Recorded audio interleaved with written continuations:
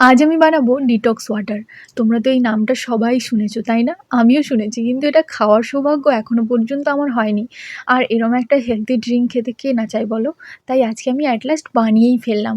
শসা নিয়েছি, লেবু, আদা, আমলকি আর চিয়া সিডস। তোমরা চাইলে আরও কিছু অ্যাড করতে পারো, যেমন আপেল, পুদিনা পাতা, এগুলো অ্যাড করতে পারো।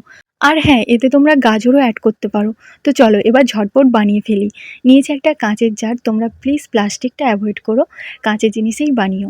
কাঁচের জারের মধ্যে আমি সমস্ত জিনিসগুলো দিয়ে দিলাম আর জল ভর্তি করে দিলাম। এটা মেনলি 6 থেকে 7 ঘন্টা রেখে তারপরে খেতে হয়। আমি তো রাতে বানাচ্ছি, তাই ভেবেছি যে সারা রাত রেখে দেবো, সকালে উঠে খালি পেটে খাওয়া শুরু করব। 2000 years later. Good morning everyone. তো সকালে উঠেই আগে ডিটক্স ওয়াটারের কাছে চলে এসেছি আর এক গ্লাস নিয়ে নিলাম। এটা আমি সারা দিন ধরে খেতে থাকবো।